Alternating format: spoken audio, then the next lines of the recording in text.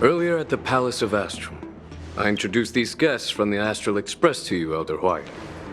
But with all the people around, we only exchanged pleasantries. Now, I'd like to officially introduce them to you. These three braved great dangers, accompanying me to perilous places, defeating the chief culprit Vantilia, and uncovering the conspiracies of the disciples of Sanctus Medicus. If you wish to know more, please, feel free to ask us. Well, I skimmed through the reports about the Arbor's rebirth from the Master Diviner Hu Xuan. She's been summoned to the Yuchui for questioning. There are a lot of doubts within the Alliance about this whole situation. But despite all that, I believe in you. Since you joined the ranks, you have repeatedly achieved remarkable feats. After the High Cloud Quintet each went their separate ways, despite the many criticisms within the Alliance, the Marshal still stood firm against the dissenting voices and entrusted the Luofu to you. Over the years, you've served the Alliance with loyalty and wisdom. You've taken down abominations in Thalassa, rescued the Xianzhou Luofu from a siege, and destroyed the demonic planet summoned by the denizens of abundance. I still remember those battles vividly. There are fools who doubt your loyalty. They're happy to see the divine foresight fail because it gives them some kind of sick satisfaction. They haven't achieved anything of their own, so they feed off the failures of others. But I've seen enough failures in my time, and I want to believe that your loyalty has never wavered. So, General Fei Xiao of the Yaoqing is the only one investigating the Ambrosial Arbor crisis on behalf of the Alliance? No. I am too. This old man's words always catch me off guard. The Marshal ordered me to come to the Xianzhou Luofu, but the document only says, attend the war dance and listen to Fei Xiao's questioning.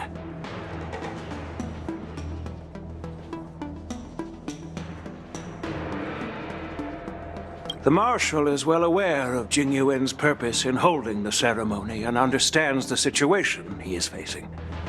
She mentioned it because she believes both issues are important. Thanks for your kindness and sincerity, Elder Huayan.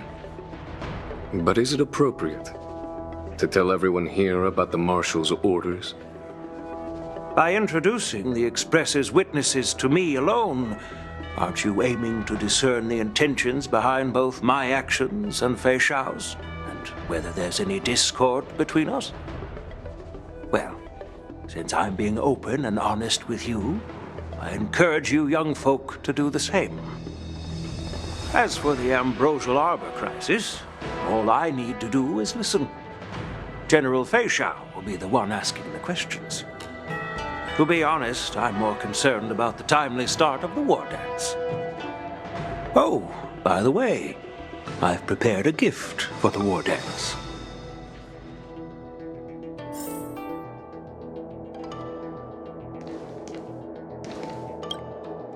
Yes, it's this case right here.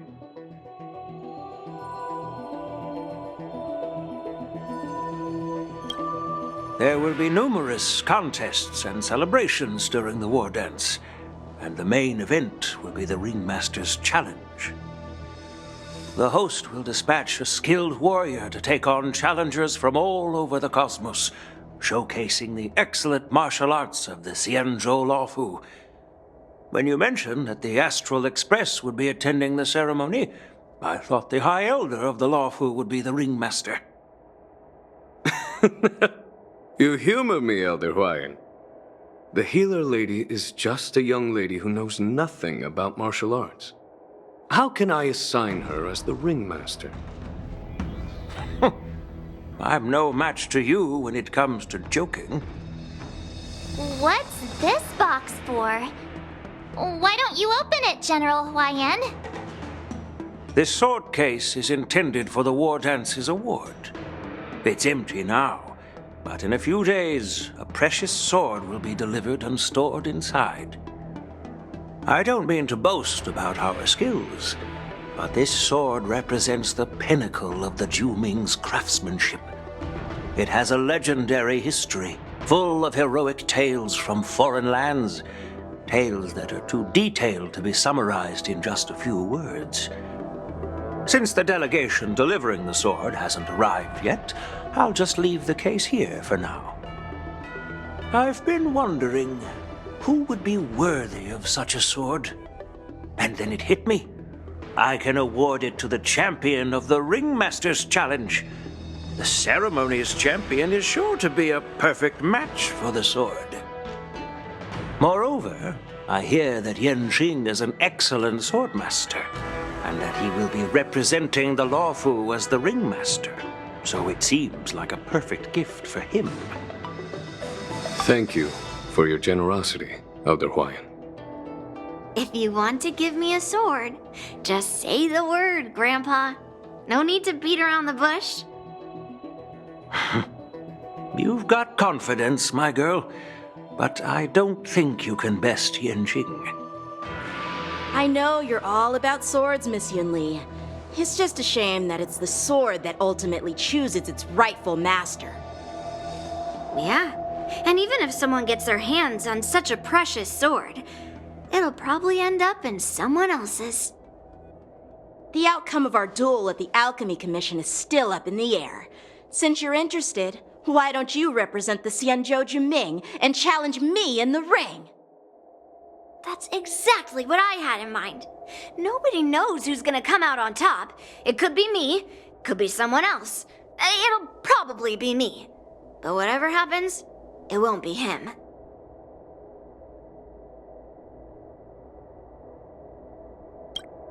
Not to be rude or anything, we've been watching their drama. I'm dying to find out who beats who. Quiet down. We have other guests here. I've prepared this sword to add some excitement to the ceremony, not to have you two squabble. It's not a good look for the Alliance.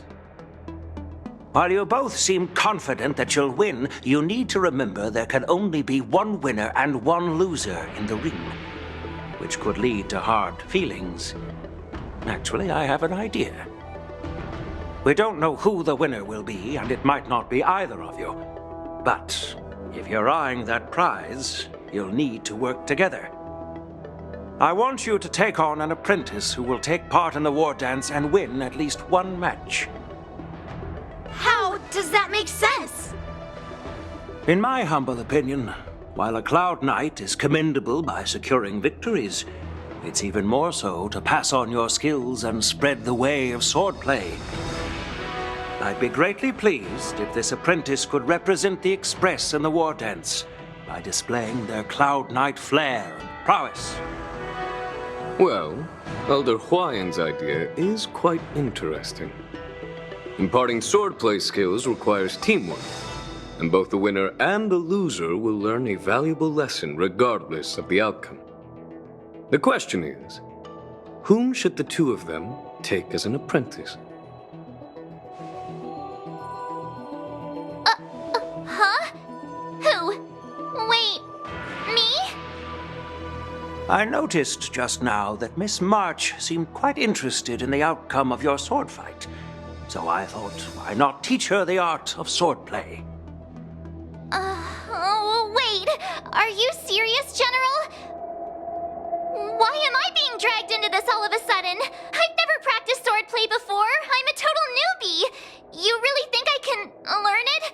Well, you'll probably realize I have no hope and give up on me. And that'd be so embarrassing.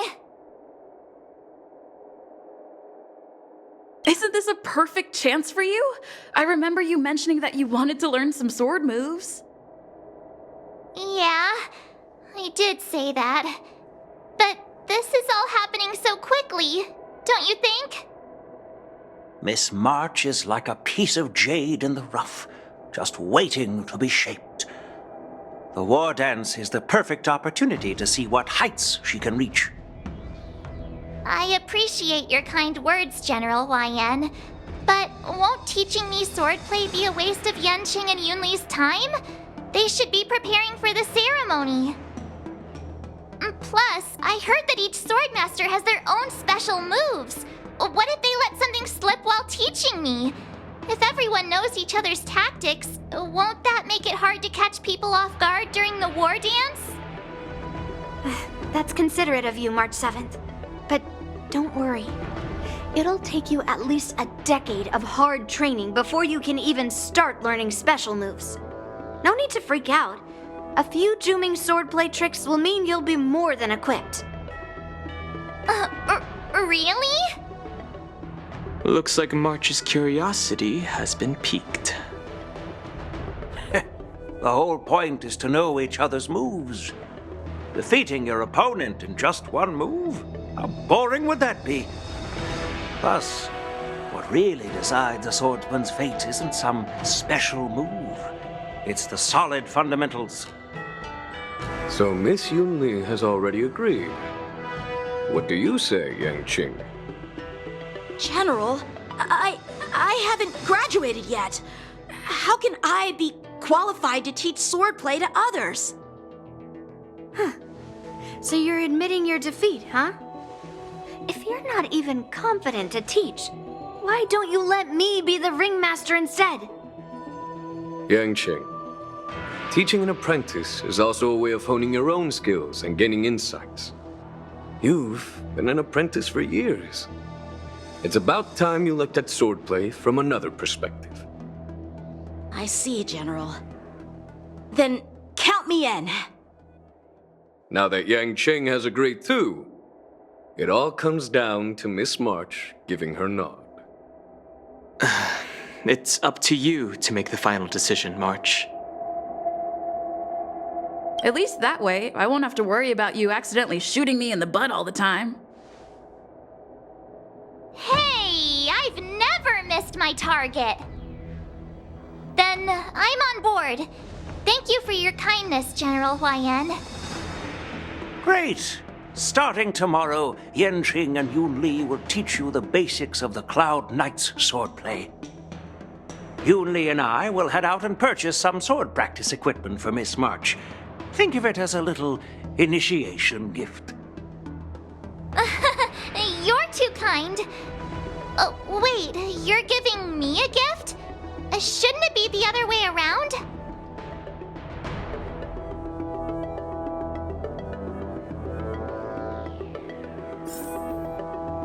General Huaiyan's gone. Wait, why does something feel off about what we talked about? I think we strayed off topic. How did things even get to this point? Yeah, I brought you here because the General said he had some important matters to discuss. But how in the world did Yunli and I suddenly become Miss March's swordplay mentors? Because General Huaiyan wants us to stick around on the Luofu for some time. But from his point of view, we're no different from all the other tourists who may leave at any time. Since the crew's actions were mentioned in the Luofu's operations log were given to the Alliance, he probably wants to see firsthand if we're as capable as the report claims, or if we're just some made-up excuse to save face. And he wants to see it for himself during the war dance, which is why he even dragged Yunli into this. What began as a simple contest between two swordmasters has now evolved into you two collaborating to mentor March. Elder Huaiyan is still that tricky general who likes to give everyone a headache. My apologies. Truth be told, I invited all of you to the ceremony because I wished for you to act as my witnesses. Now, I apologize for not disclosing this information earlier. In the coming weeks, I'll also invite all of you to a meeting with General Fei Xiao, where you may need to answer her questions and clear up any doubts she might have. So please, be prepared for the meeting.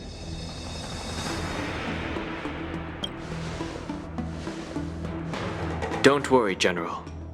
No matter what happens, I'm prepared to stay here as the Express's witness and answer any questions.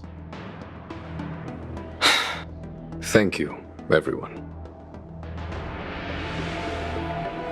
General, I know there isn't much I can do to share your burden, but...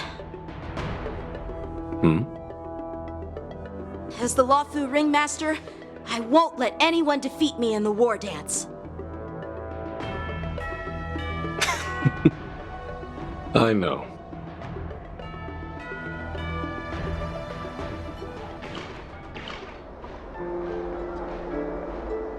The illustrious Merlin's Claw waiting for me? And for so long, too? It's quite an honor.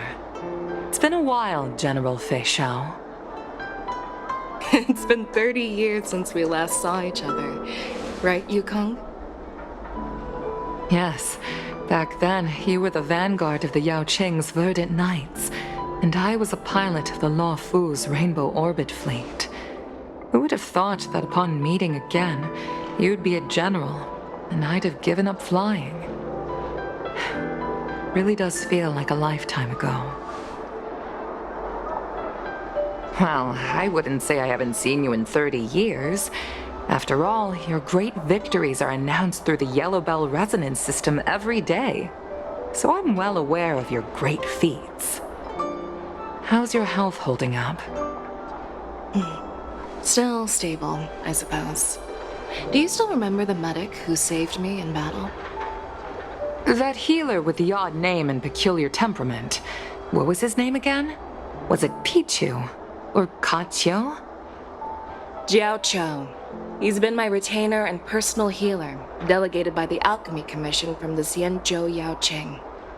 Over the years, he's dedicated himself to managing my condition. It's thanks to him that I'm still in good health today. Given my background, I'm happy to have made it this far. I'm relieved to know that you're safe and sound. Well then, since you and Elder Huayan are here, I imagine you must have received orders from the Marshal? As your friend, may I ask how the Alliance intends to punish the General of the Luofu? The Arbor's rebirth has frightened the elders who lurk behind the scenes. They fear the resurgence of abominations, much like what happened 30 years ago.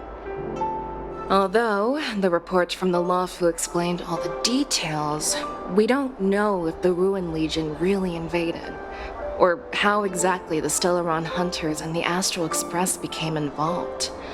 This puzzle has many missing pieces. As you know, the fugitive Jing Liu, who mysteriously disappeared many years ago, has resurfaced.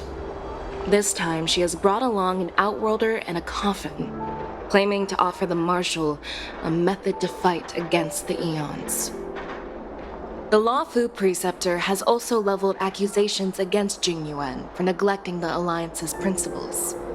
She asserts that Jing Yuan enabled the exiled Imbibitor Lunae to re-enter the Luofu, thereby unlocking the lunarescent depths within Scale Gorge Waterscape, which in turn disrupted the Vidyadhara's dutiful watch over the Ambrosial Arbor.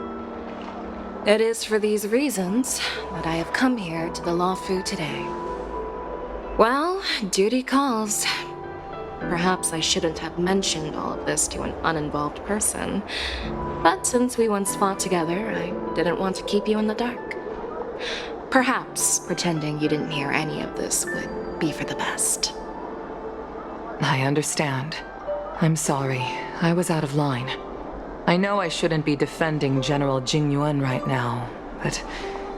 well, you know how I am. The Luofu has enjoyed centuries of stability since the end of the sedition of Imbibitor Lunae, much of which can be attributed to General Jing Yuan's masterful strategizing. Unfortunately, for a long-life species, enduring through the ages always culminates in a failure that undoes all previous achievements, a moment that our adversaries relish. That's true. And that's why I'm also here for another purpose. To visit Hule. Hule? You mean that Hule? The Borisin warhead? The same Hule who has been imprisoned in the shackling prison for over 7 centuries? The nemesis of the Foxians who will never be forgiven and shall be imprisoned until the end of the cosmos. I can't quite remember the exact wording, but yes, the very same Hule. Usually, only emissaries from the Xianzhou Yaoqing Skyfaring Commission visit him once every century. Why do you have to visit him now, of all times? The Foxians and the Alliance made a pact to combat the abominations, aiming to achieve justice and free their kin. That werewolf monster is to be forever imprisoned in the dark recesses of the shackling prison, facing unending retribution. Given the situation on the Luofu, those on the Yaoqing are concerned about Hule's imprisonment. I'm afraid that the routine visit every century is no longer sufficient to ease their concerns. That's why I was sent here, to reassure them. It's all bad news. Well, not everything. There might be a silver lining. Oh, by the way, I found some clues about the thing you asked for. Tell me more. The Verdant Knights followed the route you mentioned and discovered the wreckage of the Whistling Flame ship. Unfortunately, there were no survivors and no cargo.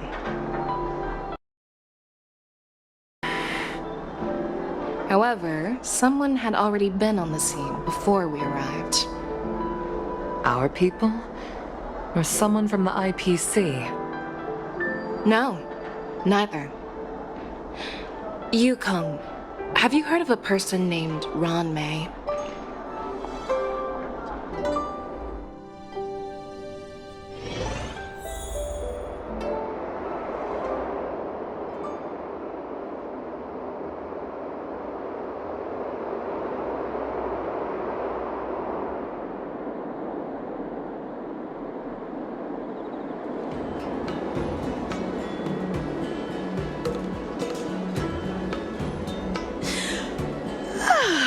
I'm still feeling sleepy.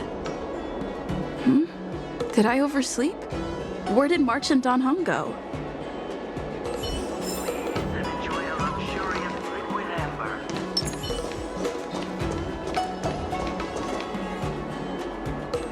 There you are! You haven't forgotten about our promise to General Huayan, have you? I woke up especially early so I can start teaching Miss March swordplay. Hey, why are you blushing, Master Yanqing? This is, the first time someone has called me Master.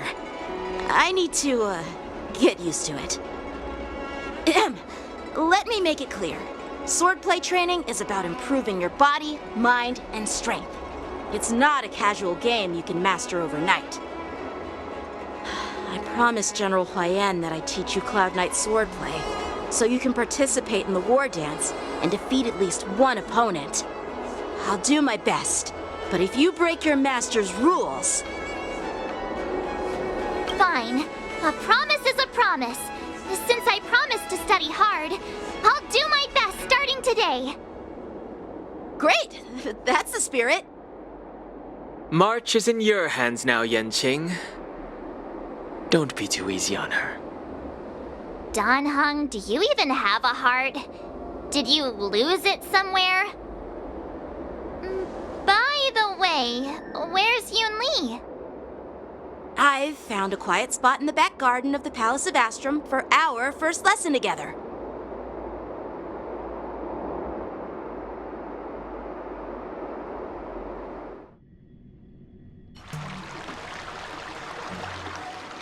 Seriously? It's the first day and you two are already late? Why is everyone on the Luofu so laid back? So disappointing. Master Yun Li, you're already here. Sorry for keeping you waiting.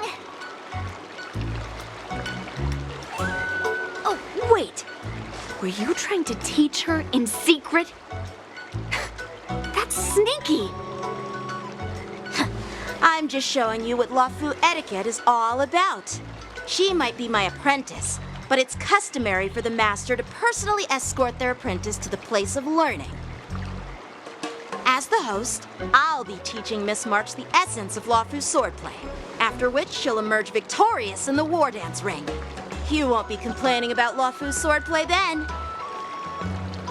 Stand aside, rookie. Let me show you how we Zhu-Ming swordmasters treat their apprentices. Quickly, over here, Miss March. This is a reverse mentorship gift from me to you. I hope you put it to good use. What's this? Xianzhou clothing? It's so beautiful! Sword practice requires precise movements. This outfit is tailored to fit perfectly and allows for smooth movements. I even added some small accessories. I put a lot of thought into it.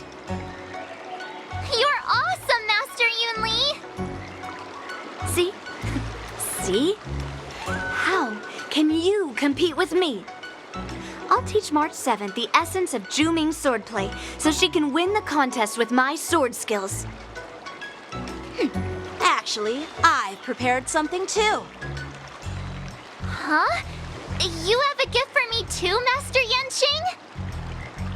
Since you want to learn swordplay, Miss March, you'll need suitable weapons. So, I went out of my way to prepare a pair of swords overnight. Unfortunately, I didn't have time to ask the craftsman to customize the swords for you. But I did my best to choose ones that look nice and are suitable for a beginner. I hope you like them, Miss March. Thank you, Master Yanqing! Bet you didn't see that one coming, did you, Yunli? The real competition is just getting started. I'm so lucky to have two great masters. But why does it feel like things are getting a bit weird?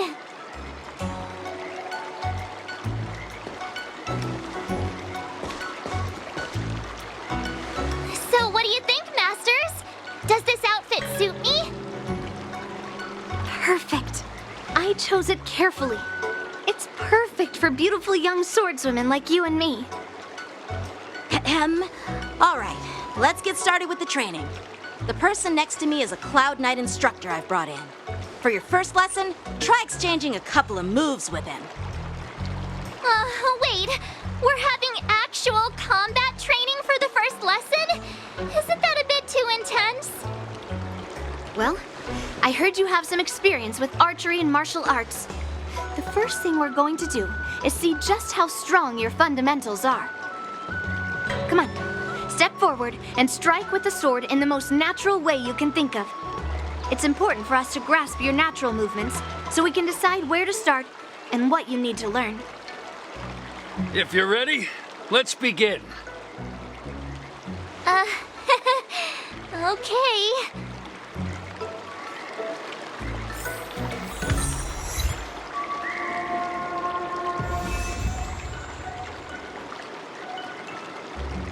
Are you ready? Yeah, I'm ready. But please go easy on me. Then I apologize in advance, Miss March.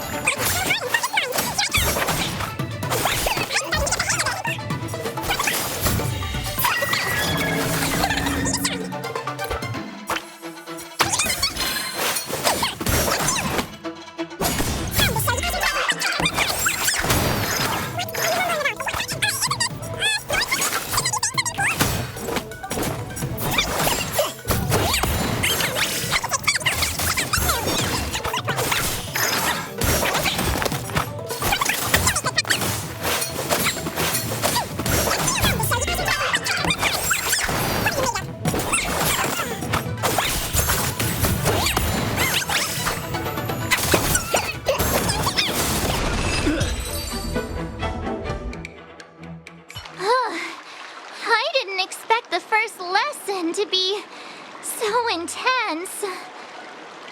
Miss March has quick hands and a flexible body. She's a perfect fit for practicing Luofu swordplay. However, she lacks strength, and her strikes were a bit unfocused. But don't worry, that's totally normal for beginners. Once she starts practicing Juming swordplay, she'll make heaps of progress. Given the situation, I believe Miss March should start by working on her Strength. Seriously, do you actually know anything about swordplay, or what? I could ask you the same thing. Dual swords require agility. So what's more important than footwork? Instead of focusing on her strengths, we should address her weaknesses. The drawback of wielding two swords is not generating enough force. What good is being quick on your feet if you don't have strength? It's not like we're dancing here. Skilled sword masters know how to play to their strengths and work on their weaknesses. Start with what you're good at, then tackle your weaknesses. That's the right way to learn. You're quite the theorist, huh? Theorist? You claim to be able to talk to swords. So what does that make you? A lunatic? Hey, it's only my first lesson, and you're already arguing. Come on, calm down, masters. I'll have to improve both my footwork and strength anyway, so it doesn't matter which one comes first. But it does matter. Just listen to me, March 7th. Aww.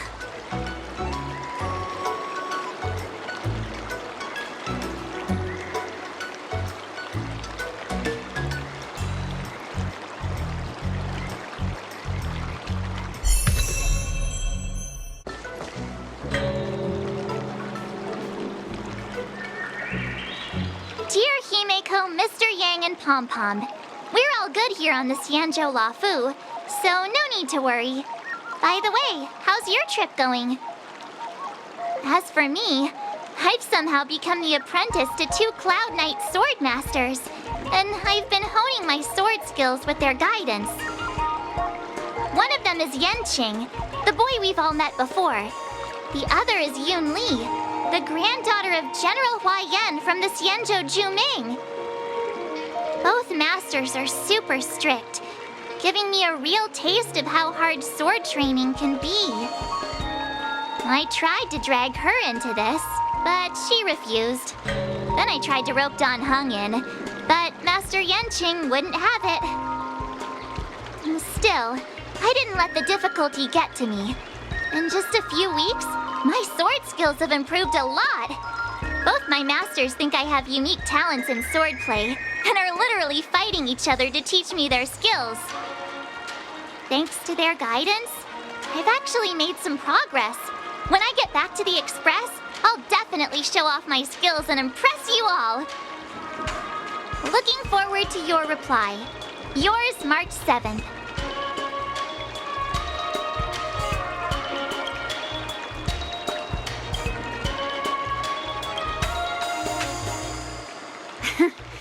Well done. Let's call it a day.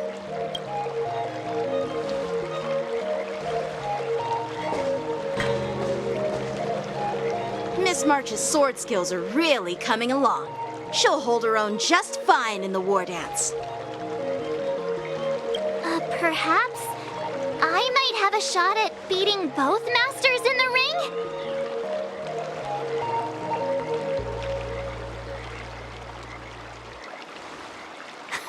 Get real. You've only been practicing for a short while. How could that possibly happen? With your talent, Miss March, if you dedicate a few more decades to training, you might eventually be able to defeat Yun Li. Decades? But I'll be an old lady by then. No. Can you believe it? March 7th has actually become a pretty decent swordmaster in such a short time. Now I understand why Grandpa always had a grin on his face while training me. Are you sure he wasn't laughing at you? Oh, shut up! It's all thanks to your amazing guidance, Masters. Miss March, you're really getting the hang of wielding dual swords. If you're keen on advancing, trying out different Xianzhou blades could improve your touch. Oh, let me see. Which sword is the most powerful? Single sword? Great sword? Or maybe a flying sword? There's no such thing as the most powerful sword. It's all about the skill of the sword master.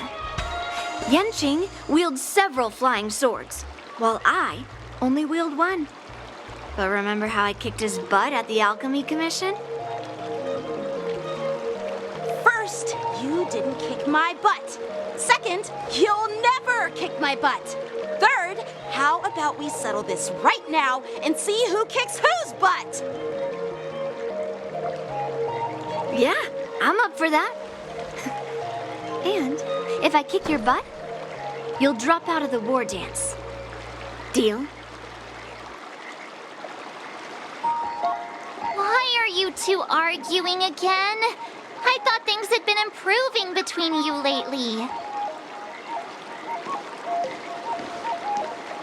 There was talk that the leading disciples of the Luofu and Zhuming generals were supposed to face off in the war dance, but for some reason, they suddenly teamed up to train an apprentice of their own.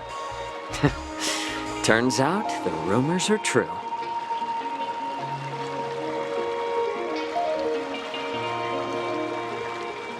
Tomorrow is the big day of the war dance.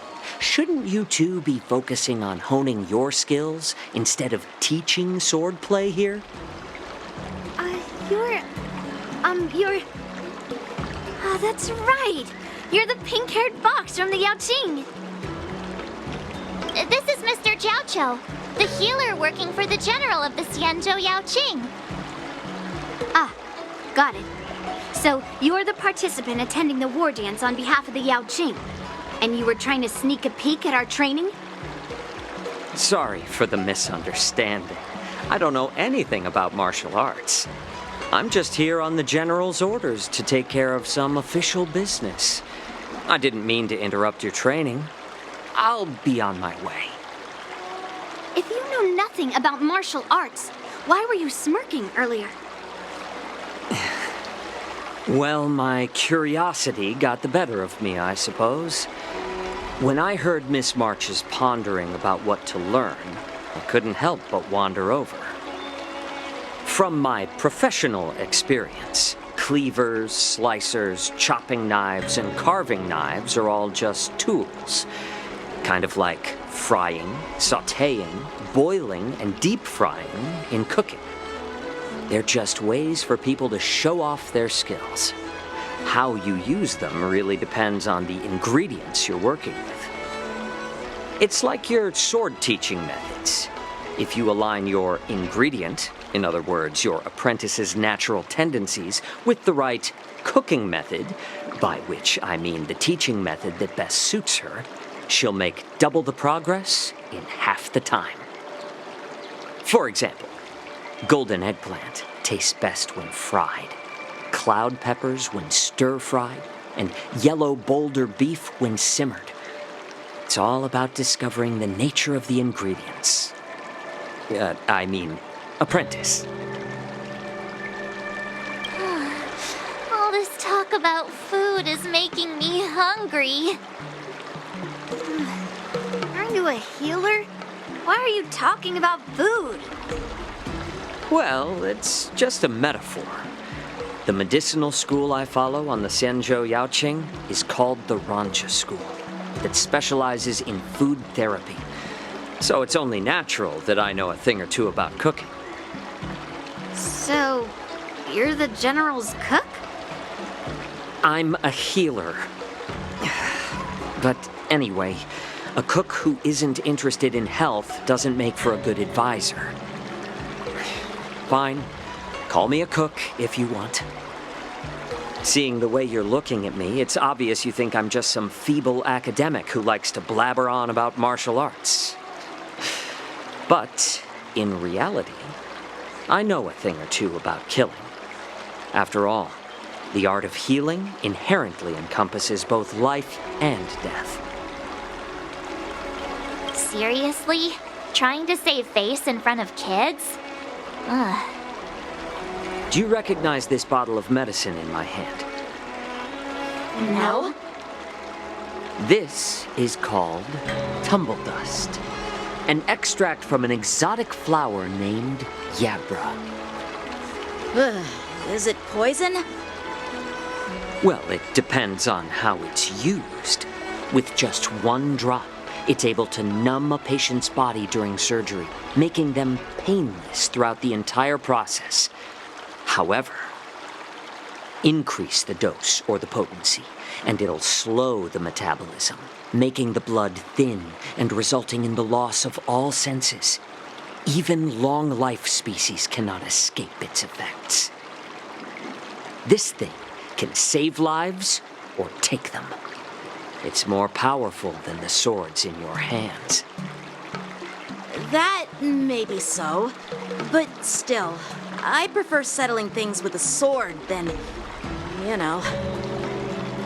Huh. Looks like I did get you all wrong. You're not a feeble scholar, but a sinister and despicable one.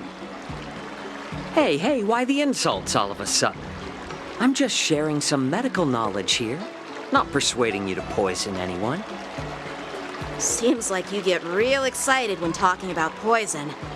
I can't tell if that's an honorable thing or sinister. Picture this. 2 individuals. The one standing is full of malice. The other lying down is honorable and righteous. How can the one who's lying down label the one standing as sinister? In the throes of combat, where life and death hinge on a singular moment, every idea fades into nothingness. The only thing that matters is staying alive. Surviving the battlefield reshapes all notions of worth, be it integrity or treachery. In my eyes, their significance is negligible. Perhaps you've underestimated Yun Li and me, Mr. Jiao Cho. We may be young, but we've seen our fair share of war. Well, then you should know that the war dance is nothing more than a contest. So why are you so focused on it? When I was appointed as the ringmaster for the war dance, I asked the general, we Cloud Knights are supposed to charge into the fray and slay enemies. Why do we have to swing swords in a ring just to please an audience? And this is how the general replied. To unsheath your sword in a ring is no different than on the battlefield, as your sword reveals the might of all Cloud Knights.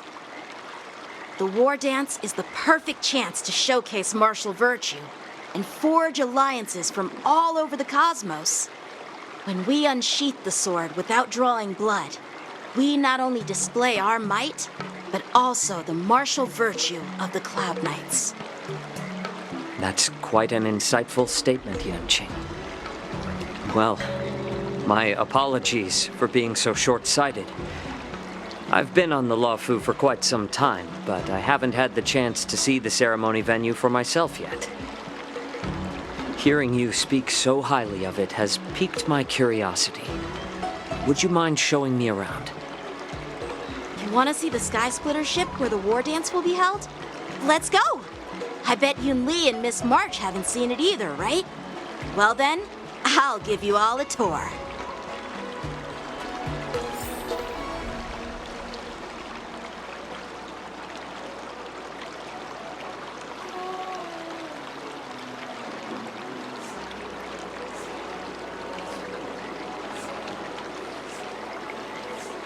Let's go.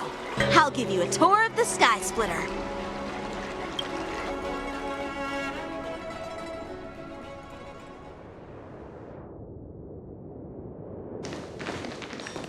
Looks like a lot of other visitors have also come to catch a glimpse of the Sky Splitter.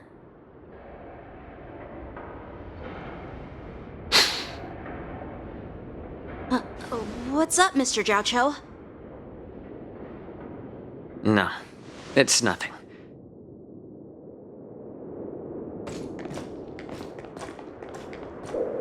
Do you see that airship in the distance? That's the Sky Splitter, the venue for the war dance ceremony. It doesn't look all that impressive from this distance. The Sky Splitter is actually a decommissioned Luofu military vessel. People aren't allowed on board until the war dance officially commences. Tomorrow, when the bell rings and the ceremonial cannons roar, I'll be there representing the Cloud Knights of the Xianzhou Luofu, standing in the ring, ready to take on challengers from all over the cosmos. Since I was a kid, I've been training in swordplay and the art of war under the general. Every day, I'd swing my sword 10,000 times, and then thrust it 10,000 times, repeating the process over and over. I understand that I'm not like other kids. I never envied the toys and freedom they all had. I never found sword practice boring or hard. Even in the thick of battle, facing down savage abominations, I never felt scared. Each day, I could feel myself getting stronger and stronger, and I racked up countless victories. It's the best feeling in the world. But then, I faced a really tough opponent. And just one slash shattered my confidence into 1,000 pieces. That's when I felt true fear for the first time. Maybe that's what Mr. Jiaoqiu meant by life and death hinge on a singular moment. Every idea fades into nothingness. After that, I had to pick up the pieces and try to put myself back together. But no matter how hard I tried, I couldn't seem to find my old happy self again. I often ask myself, why do I wield my sword? If defeat is inevitable, why do I continue to fight? Is it to reclaim the joy of victory? To meet the general's expectations? Or to secure my honor among the Cloud Knights? While the general could teach me the art of swordplay, he couldn't teach me why I should keep on going. He said the reason must come from within myself. I've been struggling to find that reason. But after talking with you, Mr. Jiaoqiu, I think I already have that reason in mind. As a member of the Cloud Knights and the General's apprentice, I've had a weight on my shoulders. And I know there's still more to shoulder. But when I wield my sword, it feels like I'm letting go of everything. I love the feeling of giving it my all, facing any obstacle in front of me, pressing forward. That's why I wield my sword. Oh, Yanqing. So young, yet so grown up. By the way, how old are you exactly?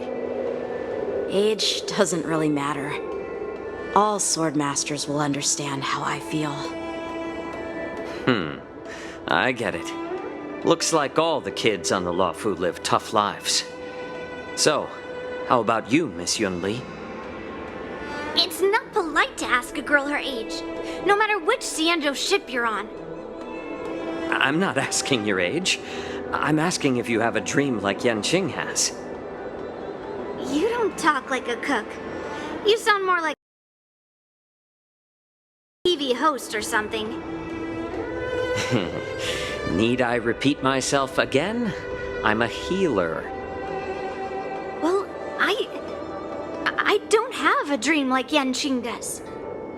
The only reason I'm participating in the Ringmaster's Challenge is because I made a promise to my grandfather that I'd win the precious sword he's contributed to the war dance. Sounds like that mind of yours is just filled with swords. I bet you've got nothing better on your mind. My father was a craftsman on the Xianzhou Luofu. Because of his foolishness, many innocent people fell victim to the cursed swords he forged. Since I was a kid, it's been clear to me that not everyone deserves to have a weapon in their hands. Giving them a sword is no different than being cruel to the innocent. So, whenever I come across someone unworthy of a sword, I can't help but want to take it away from them. Given that Yanqing is the war dance ringmaster, I'm stepping up to challenge him. To ensure the precious sword doesn't fall into the hands of an unworthy master. Hey, what do you mean by an unworthy master? I see. It's not easy for kids on the Juming either. Well, it's better to have a reason for wielding a sword than to be lost and confused. I've saved countless Cloud Knights in my life, and there are plenty of exceptional warriors, just like the two of you. What happened, Mr. Zhao Chou? Oh, nothing. I was just reminded of some old friends and old tales. Judging from my professional perspective as a healer, both of you possess remarkable vitality. Your energies flow like raging fires and mighty gales. The upcoming fight will definitely be impressive. Well, we've seen the Sky Splitter and toured the Stargazer Navalia. I guess it's time to say goodbye for now. What? You're leaving already? But you haven't asked me about my dreams. I've been working hard too, you know. It's getting late, Miss March. Unlike you lot, I'm a grown-up bound by responsibilities and duties. The tasks entrusted to me by the General won't complete themselves. By the way, Yanqing, is it normal to have so many people wandering around in an automated area like the Stargazer Navalia? Actually, this is a restricted area. But since you're all guests, I made an exception, so you could take a look around. I understand. Well, I'll take my leave. I wish you both the best of luck in the ring tomorrow.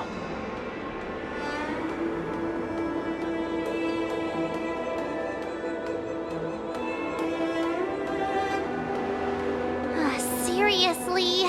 I just spent so much time thinking about my dream, but he didn't even ask me. Now that we're done with our tour of the Sky Splitter, shall we continue with our training?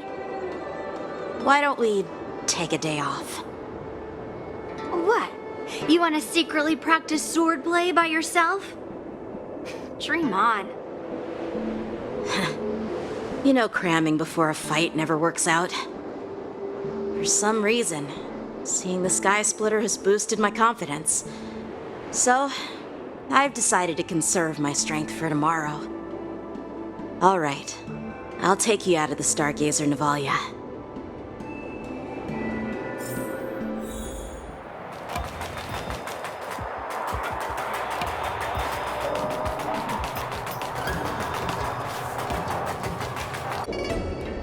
Just shut up, Red Fang! This is not a beast ship. I need some time to take care of things. You willingly donned the skin of a lowly beast to join this mission, dedicating yourself to our glorious cause. And now you're telling me you can't handle it? Do you realize how many ships we need? I'm doing my best, all right? It takes time to figure all this out. When the guns go off tomorrow, all eyes will be on it.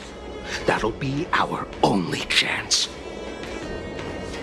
How's us? Who's there?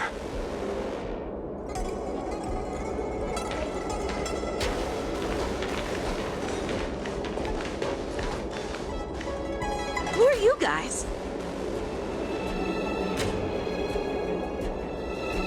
An impromptu inspection. Why are there outsiders loitering in Stargazer Navalia? And a bunch of kids at that. Hey, kids, didn't your parents ever tell you to stay away from the Stargazer Navalia? I know it's an automated facility, but it doesn't mean you can just break in and do what you want.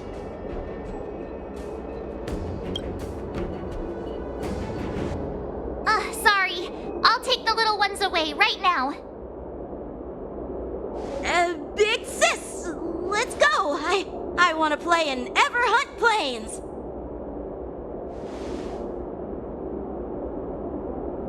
Huh? Everhunt Plains?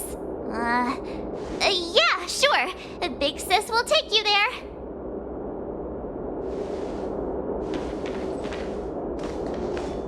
Shuha!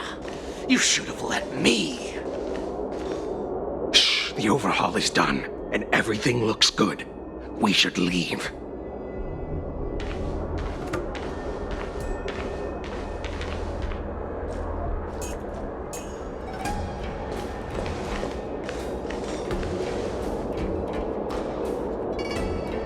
Could you repeat what you just said, Yanqing? What did I say? Big sis, let's go. I want to play in Everhunt Plains. Come on. Can't you read the room? Something is definitely off about the 3 people we just met. Yeah, anyone could see that. I just wanted to hear you say it again. That pink-haired fox tried to say something. I'm pretty sure he sensed something fishy. Since he's not familiar with this place, he just dropped us a hint. But you didn't seem to be paying attention at all. I knew that from the beginning. That Cloud Knight didn't recognize Master Yanqing at all. That's really weird. What? Is he famous on the Luofu or something? Not even the Cloud Knights on the Juming, who all know my glorious name, might recognize my face. You have a point. A Cloud Knight, a member from the Skyfaring Commission, and a craftsman. They're from various departments, and the reason for the overhaul seems legit. But one of them blurted out some weird language just now. Did you hear that? I have a feeling that if we secretly tail them, we'll definitely catch these guys in the act. Follow my lead, and be careful not to blow our cover.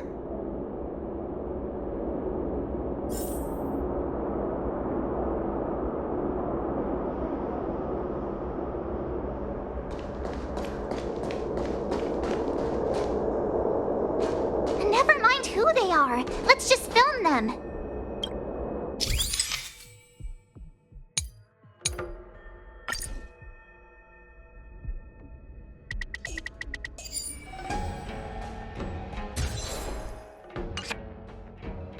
We should have just killed those lowly beasts.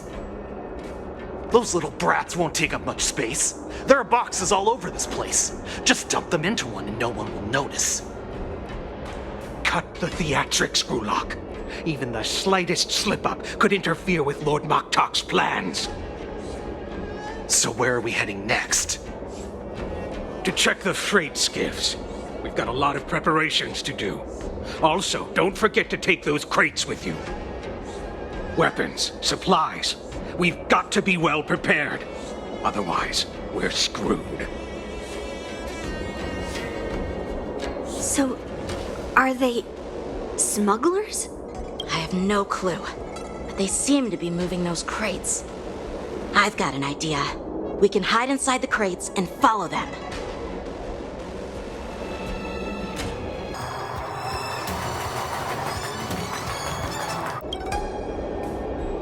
Ugh, so in here. I can hardly breathe. Just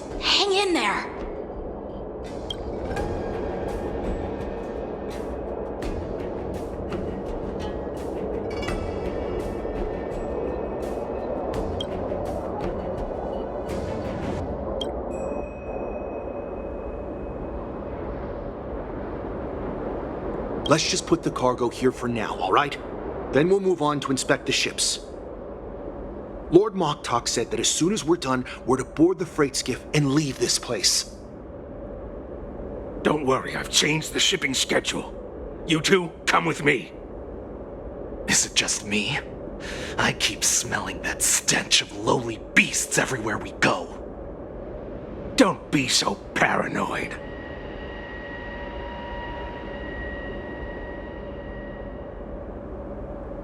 Looks like they're planning to escape on the skiffs in Stargazer Navalia. They keep talking about their plans, but where do they come from? And what do they want to do on the Xianzhou? They're definitely up to something bad. Wait, they disappeared. Let's catch up to them.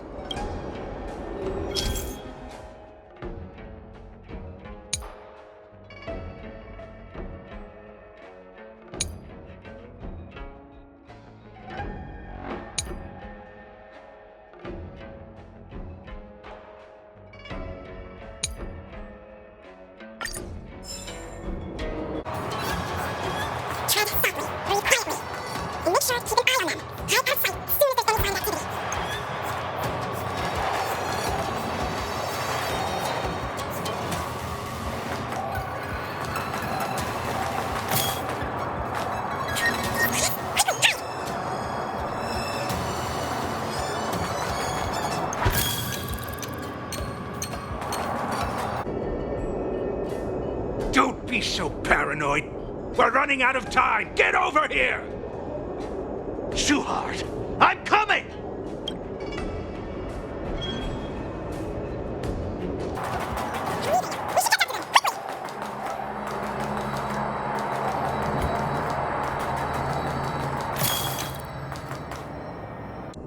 What are they up to? They're all wearing official uniforms, but I'm pretty sure they're not members of the Skyfaring Commission, the Artisanship Commission, or the Cloud Knights. This is way too suspicious. Never mind who they are. Let's just film them. That way, if they do anything bad, we'll have solid evidence against them.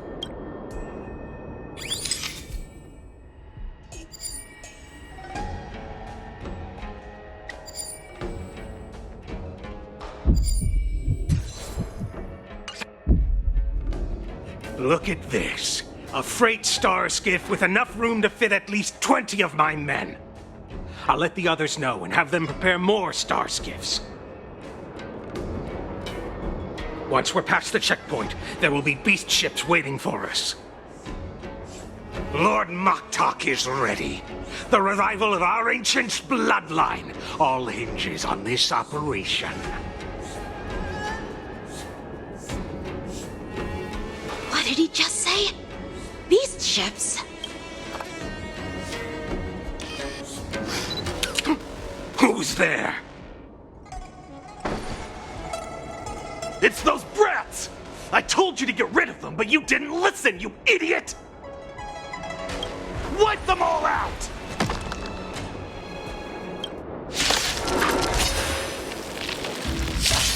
Borison? How is this possible? How did these Foxians change their appearances like that? They're not Foxians at all. They revealed their true form. They're Borison, just like the bandits I defeated on the IPC ship.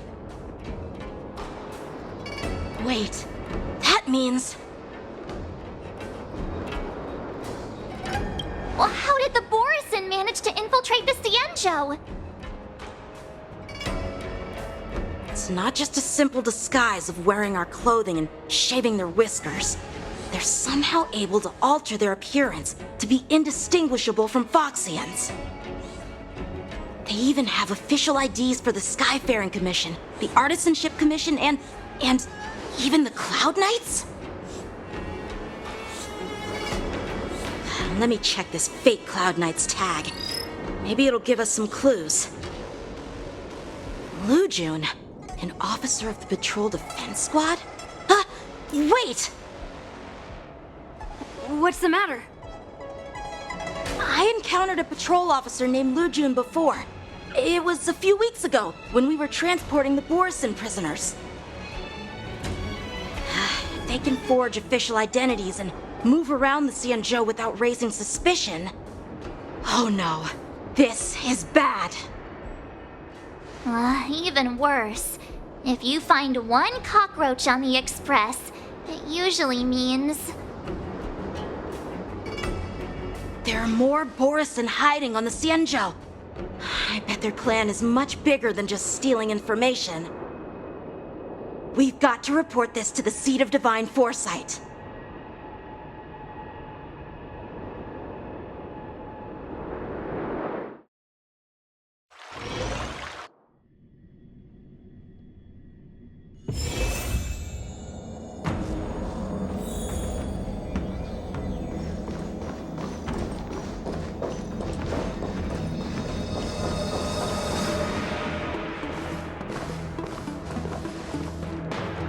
I am glad to finally meet you in person, guests from the Astral Express.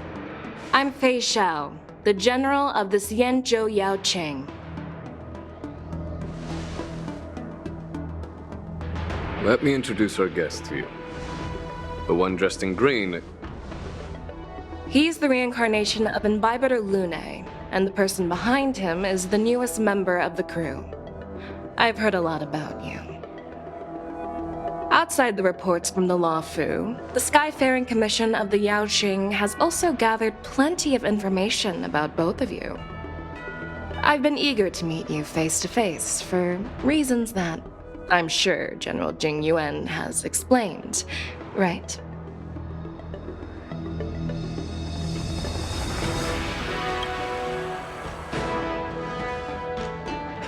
Straight to the point. I like it. According to General Jing Yuan's report, the Ruin Legion is to blame for the Ambrosial Arbor crisis, and all Arbiter Generals should pay attention to the Ruin Author's movements. Over the years, the Destruction's minions have wreaked havoc on countless worlds, and the Alliance has been keeping an eye on them, but no one expected them to join hands with the remnants of the Abundance. The damage caused by the Ambrosial Arbor crisis was far less severe than expected, which is good news for us. However, it was quite different from the Ruin Legion's usual style of destroying life wherever they go. While I trust the bravery of the Divine Foresight and the Nameless, I'm curious about some details missing from the report. I'd like to take this chance to have an exchange with both of you. Let me be clear, the questions I'll ask might not reflect my actual thoughts, so please don't take offense if any of my questions seem a bit harsh. Please go ahead, General. But keep in mind we can only answer based on what we know. And perhaps you already have the answers to your questions in your heart. You have a clever tongue. I like it.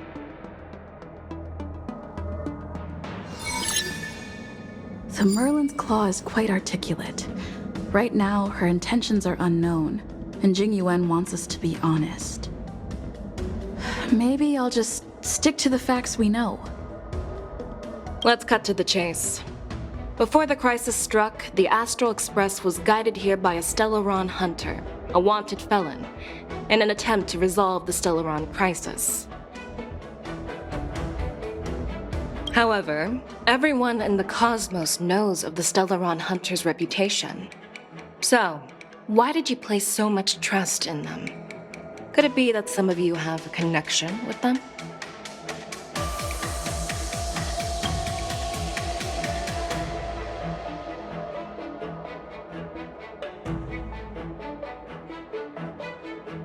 Apart from the Luofu, there are many other worlds suffering from Stellaron corrosion. For example, Eurilo 6, the world that the Express stopped at before reaching the Luofu, was one of them.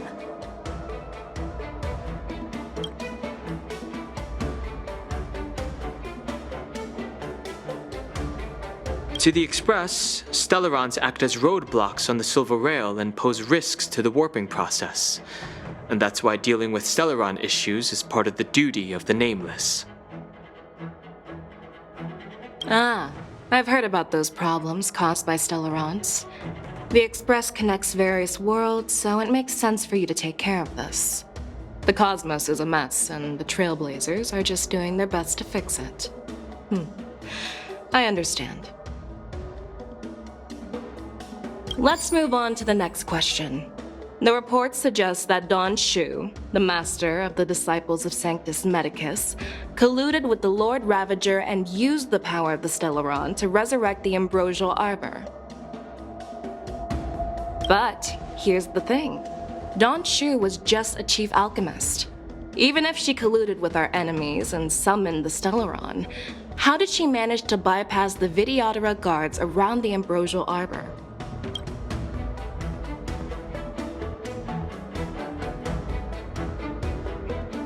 I personally met Don Shu once. Her closest friend was killed during the war on the Fanghu, and she harbored deep hatred towards the Hunt.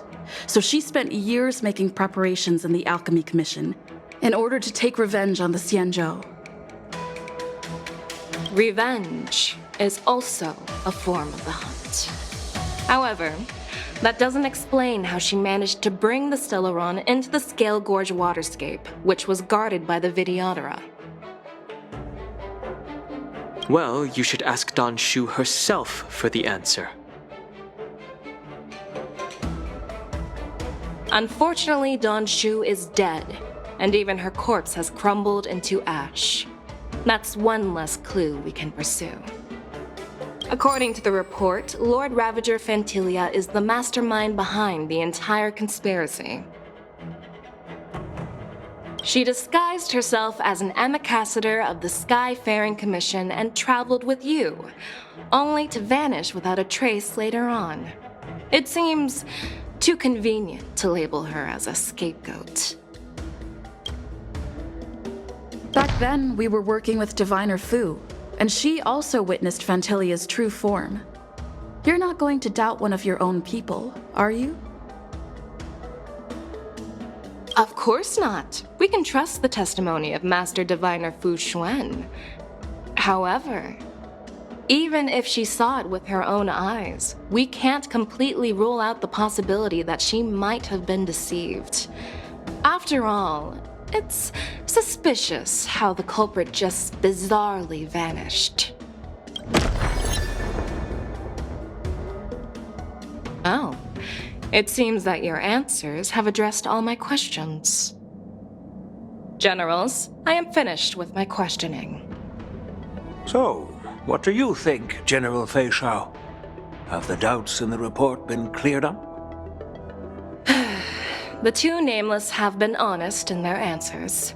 Even though there are some tricky details, my intuition tells me there is nothing wrong. However, the 3 questions I posed earlier were not just for the nameless, but for you too, General Jing Yuan. First, the disciples of Sanctus Medicus grew uninterrupted on the Luofu, yet the 6 charioteers were not aware of it. That was a dereliction of duty. Second, you believed in the Stellaron Hunter's prophecy and entrusted outsiders to solve the crisis, even granting them access to the Plague Mark. That was a dereliction of responsibility. Third, you insist on holding the war dance right after the Ambrosial Arbor crisis, putting the Luofu back in the spotlight. That is a dereliction of wisdom. Merlin's Claw. Is this your line of thinking, or the 10 Lords? From the moment I walked in, I made it clear that the questions I'd ask might not reflect my actual thoughts. The disciples of Sanctus Medicus were deeply rooted and had been plotting for a long time. I admit it was my negligence for not noticing it earlier. As for the Stellaron Hunter's prophecy, I didn't believe all of it, but in the end, the Luofu did survive the Ambrosial Arbor crisis.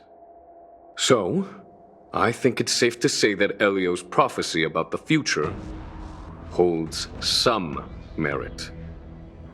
And as for the war dance, do you think I'm unaware of the risks? However, risks can also be opportunities. The Luofu has lain low for too long. I believe it's time to stir up the dregs hidden in the depths and wash them away once and for all. Just as I expected from our sophisticated divine foresight. You have a way with words. I like it. But, unfortunately, ever since the report was submitted, the Alliance has been filled with rumors and speculation. Even within the Luofu, there are people accusing you of neglecting your duties, resulting in the Ambrosial Arbor's resurrection. So what are your thoughts on all of this, General Fei Xiao? As a fellow Arbiter General, I fully understand the difficulties of this position. Personally, I think all these rumors are meaningless drivel. Across the sea of stars, the divine foresight knows better than anyone else what happened on the Luofu and the meaning behind it. Just as what happened on the Xianzhou Yaoqing recently. You mean the Xianzhou Yaoqing is also... The scouts of the Verdant Knights have sent back reports that Borisin are making trouble again. The Borisin packs that were once divided and scattered have started swallowing each other up, forming larger and larger packs. Moreover, there's an entity named Mongoose behind it all. An entity? According to the report, this entity isn't actually a Borisin. It's a woman claiming to be the messenger of the Master of Immortality. She's described as having 12 faces and 12 pairs of fangs, as cruel as poison and as elusive as quicksand. The Borisin believe she'll give them a chance to rise again. That's Ventilia. That's right. You're lucky that I'm the one who came this time. If it were the Patina Justice or the Seer Strategist, this conversation might not be so friendly. I've always had faith in my instincts, so I don't doubt your good intentions. But the Alliance has its fair share of questions and doubts about the Luofu. So, my plan is to come up with an acceptable answer to satisfy the Alliance. What's in this plan, General Fei Xiao? General Jing Yuan, you already know what has to be done. But since you don't want to be the bad guy, I'll take care of it for you. You need the final word from the Ten Lords Commission to quell any doubts. And for that, I'll have to ask the two Nameless to visit the Shackling prison. No, I'm not imprisoning you.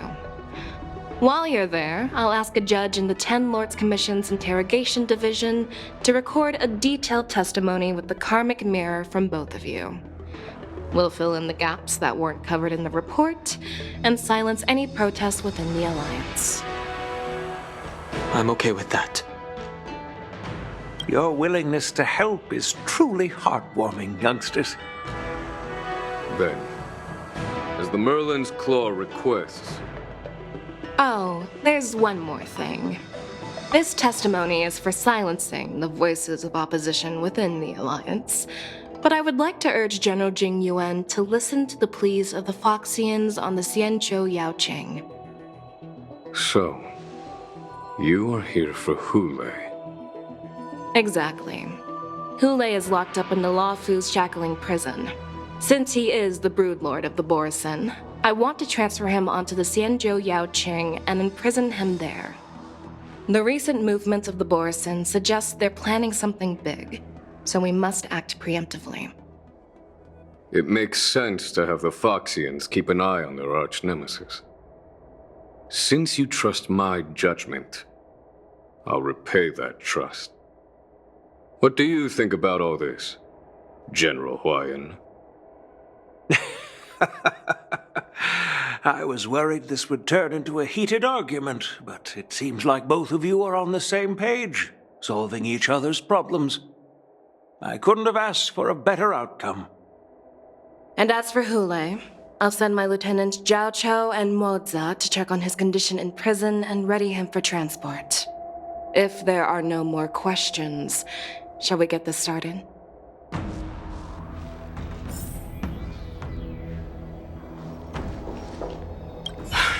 I'm really sorry about all this.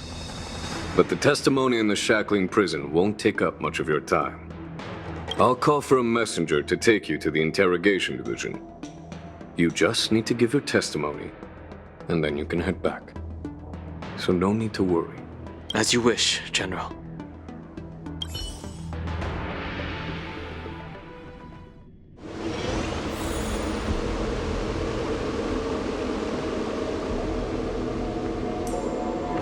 As General Jing Yuan requested, everything is prepared for your arrival, and I am here to receive you. The judges at the interrogation division also know your purpose in coming.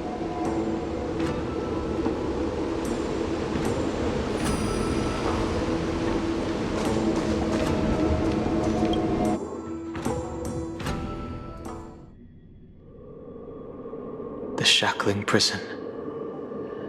I didn't expect to be back here after all these years. Dan Heng. Don't worry about me. If you're ready, I'll open the gate for you.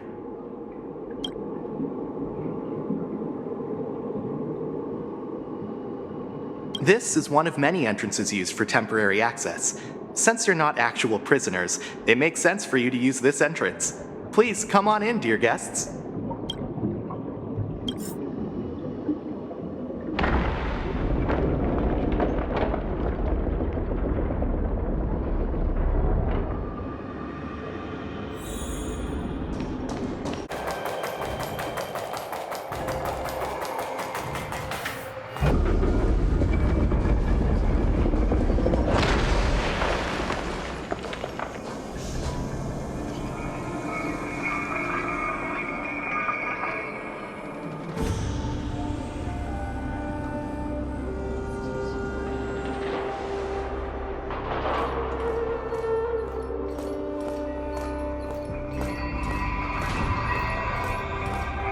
What are you looking at? The shackling prison on the Luofu is completely different from the one on the Yaoqing. It's completely underwater. Whether it's in the clouds or underwater, breaking free would still be a piece of cake for me. Still thinking about your old jailbreak tricks, huh? Forget it. You're free now. Just don't do anything stupid, or the judges will throw you back in there and lock you up for a few hundred years. You'll see me again in just a few days. Taking Hulei back to the Yaoqing means a lot to the Foxians on the ship, and to the General herself. So stay alert.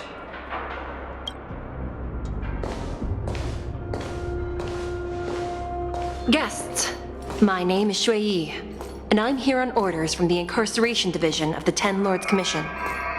We're Jiaoqiu and Moza. General Fei Xiao sent us to extradite the Borisin criminal Hulei to the Yaoqing.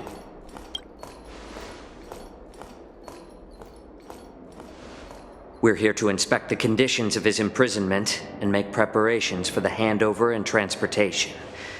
I assume you've been briefed, Your Honor. Your visit request has been approved. I'll be your guide for this trip. Prisoner Hulei, the warhead and brood lord of the Borisin abominations of abundance and the arch-nemesis of the Foxians, is responsible for 2,123 wars of aggression and countless associated crimes. Due to his heinous acts, he has been imprisoned in the depths of the shackling prison and subjected to the punishment of the Forest of Swords until the end of time. He shall never be pardoned. No need to repeat his crimes and sentence, Your Honor. He is the greatest enemy of us Foxians. The stories of his atrocities are used to terrify our children. I'm well aware of every crime he's committed. Let's move on to the next step. When it comes to visiting criminals, there are rules in place to ensure your safety. I know you've heard legends about Hulei since you were children, but your knowledge about him is likely very limited. Only the judges of the Ten Lords Commission truly know what kind of abomination is locked up at the bottom of the shackling prison. It has been centuries since Jing Liu, the former sword champion of the Luofu, captured Hulei. And during all those years, we never provided him with any food. Yet he somehow managed to stay alive. It defies all the documented physical characteristics of the Borisin. The Forest of Swords, forged by the Punishment Division, is a device of intense torment, used to execute sinful abominations. Most Borisin die within 3 days in the forest, but Hulei is different. Every time the blades pierce him, his body instantly heals. Despite the brutal punishment, he somehow manages to survive. The complex rules are there because of his abnormal characteristics. Do you understand now? I apologize for any offense caused. Please continue, Your Honor.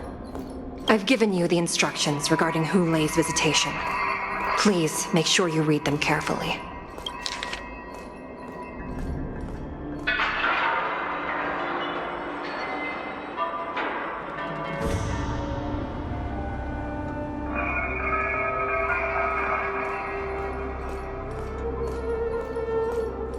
And please, take this pellet before proceeding. No, I'm not taking random medicine. Then you won't be allowed to visit Hulei. Just swallow it already. Hulei is like all Borisin. He can release a pheromone called lupatoxin that induces fear. Thousands of years ago, we Foxians were enslaved by the Borisin. Not because we were naturally weaker, but because of their lupatoxin. This pill is for our own mental well-being. I understand. I knew you were a reasonable person. Now that we've taken the medicine, let's proceed.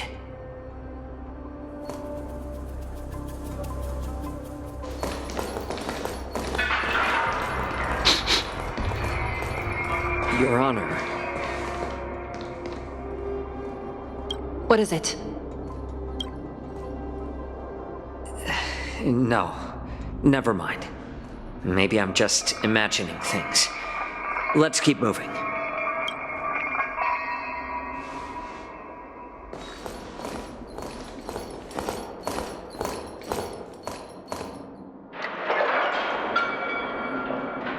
Here we are. Her Honor hasn't arrived yet. Please wait a moment.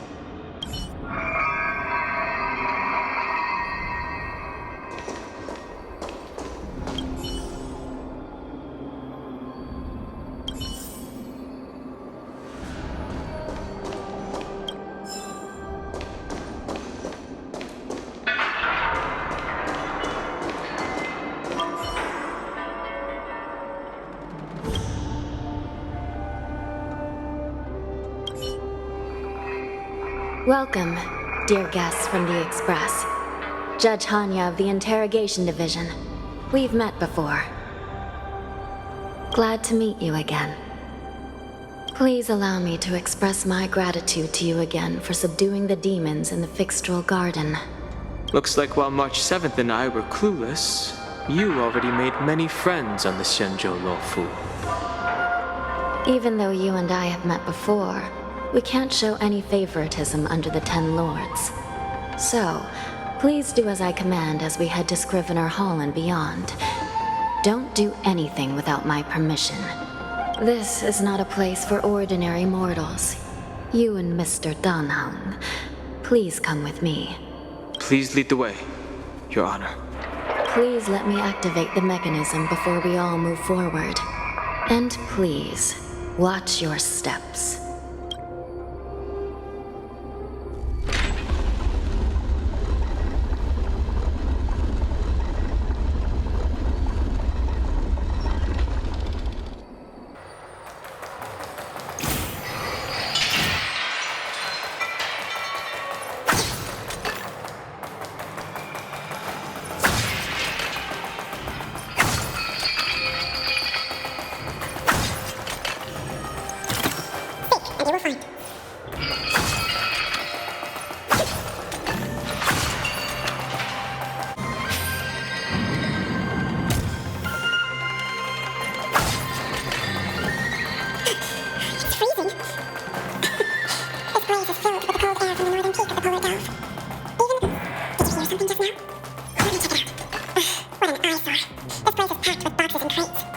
These crates, they're look oddly familiar. A few days ago, the Spiritfarers received reports about an IPC transport ship that was attacked by Borison. Then, a bunch of those abominations were dumped into this place. I had a feeling there would be trouble during the war dance. But throwing both the pirates and the cargo in jail? That's a new one.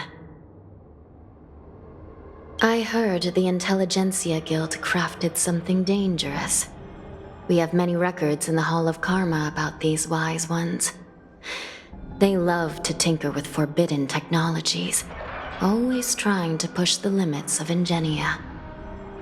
I caught a glimpse of the mechs in those crates, and they bear a striking resemblance to Borison. I wonder what they're planning this time. Well, business first. Let's keep moving.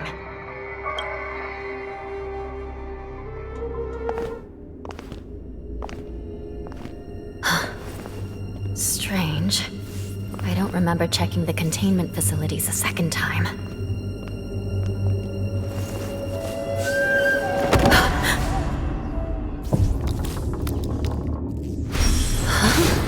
Watch out!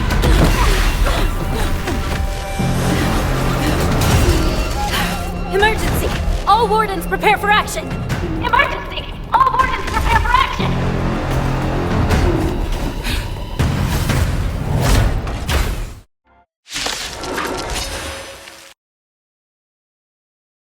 Here. Why are these things moving on their own? It can't fall. But how is this even possible? The Spiritfarers follow the protocols, cutting off power to the mechs and sealing the crates. How could these mechs still start moving?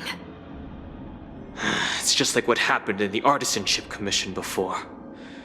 These goods went haywire and attacked everyone in sight. The Alchemy Commission members examined them and found some unusual structures within.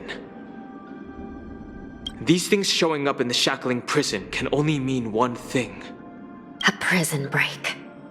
And whoever delivered these goods clearly wanted them to go through the Xianzhou's strict inspection process to show the Skyfaring Commission and Cloud Knights how dangerous they were. They wanted these mechs to end up right here, in the shackling prison. If these things already started taking action while nobody was paying attention, then the whole prison is in trouble, I'm afraid. And to make things worse, another group of visitors just entered the depths of the shackling prison. The messengers from the Xianzhou Yaoqing. And the prisoner they came to visit might be the target whom these wolf-shaped mechs were delivered here for. If that vicious beast manages to break free, it will be a catastrophe for the Xianzhou Luofu.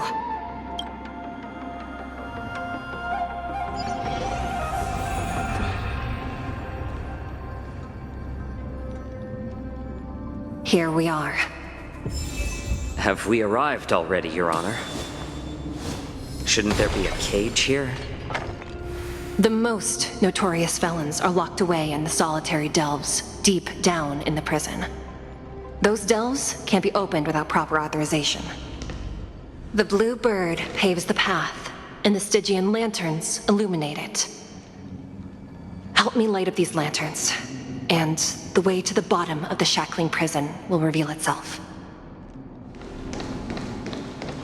I've given you the diagrams for lighting the lantern.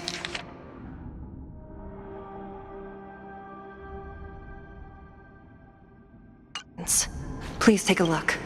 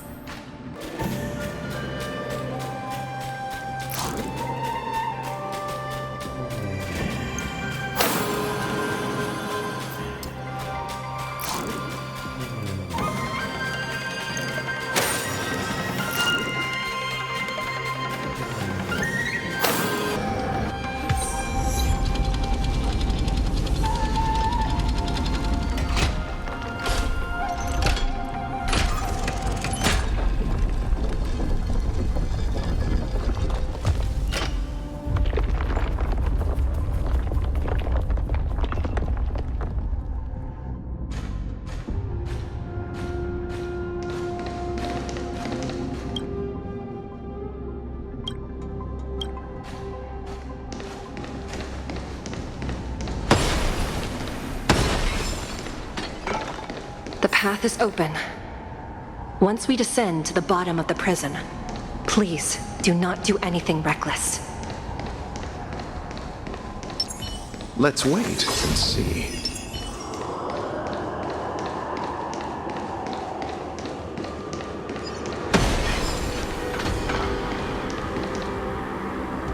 Inside the delve behind this door is the greatest enemy of the Foxians, Hulei.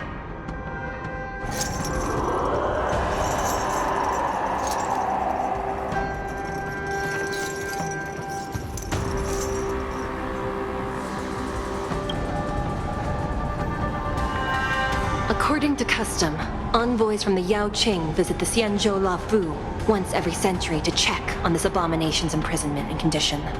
Even though the Ten Lords Commission sentenced Hulei to the Forest of Swords, suffering every day for the rest of his life, I understand that the Yao Qing messengers want to see him dead. Unfortunately, for the past 7 centuries, they've had to return disappointed, because this beast simply can't be killed. If we can use his toxin to create medicine and save an innocent life, it might help balance out some of the sins he's committed.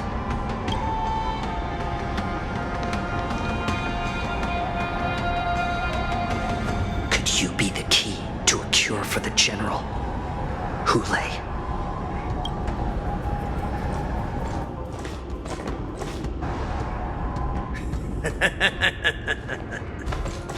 And once again, the envoys of the Yao Qing will leave disappointed. However, I won't say the same for me and my brothers. Who's there? I'm just a humble counselor of the Rhino Hound Pack. You can call me Mock Talk. Wardens, intruders on the lowest level! Send reinforcements! Nobody will hear you here. At the bottom of the shackling prison. Thank you for opening up the prison for us, Your Honor. We'll take it from here. No wonder I kept smelling that familiar stench. So it wasn't just my imagination. Do your thing, Morza. We mustn't let these abominations get any closer! Detestable things. Guard the gate! They can't be allowed in!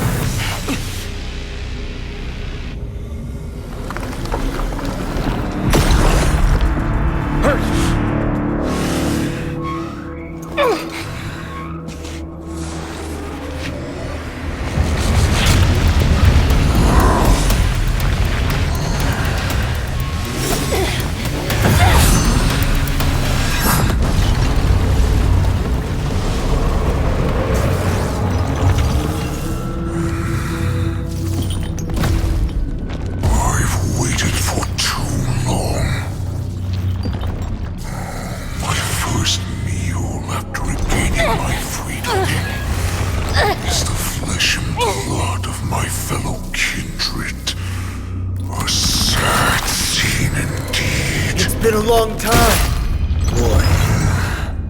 Welcome back.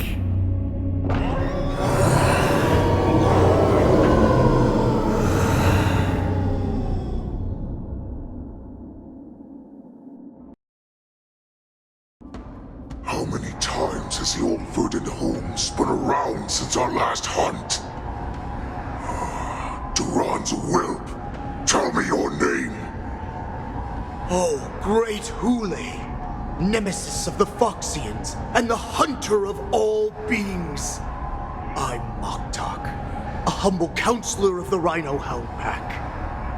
I am only one insignificant heir spawned from your bloodline. It's been at least 7 centuries since you led our pack through the hunting grounds of the stars. I'm thrilled to see that you are as cunning and skillful as ever. 7 centuries. 7 centuries have passed. But why have Duran's whelps grown to look like this? Tell me, Moktok, why have you grown to assemble our most despicable slaves and enemies, the Foxians? I've been commanded to release you from this cursed prison. It is Senjaya's will. That's why I had to take a magic pill, don the skin of a lowly beast, and play along with their hypocrisy. Since you have an escape plan, tell me, what's our next move to get off of this ridiculously large ship? My brothers and I will lock down this prison, trapping the prison guards inside. This will buy us some time. The rest of my crew, who are undercover like me, will secure the vessels for our escape. According to the plan, we only have a tight 2-hour window to get out of here. Originally, I intended to carry out the plan tomorrow, but they're planning to transfer you to the Xianzhou Yaoqing now. So I seized this opportunity to set you free. What a reckless plan, you idiot! Even if we manage to get the ships, our chances of escaping are slimmer than a Foxian slipping through my claws! But we have no other choice. The angel serving under the Master of Immortality sent me with a message. Only your return will end the prolonged divisions among the Borisin. Every one of my crew is ready to lay down their lives if it means setting you free.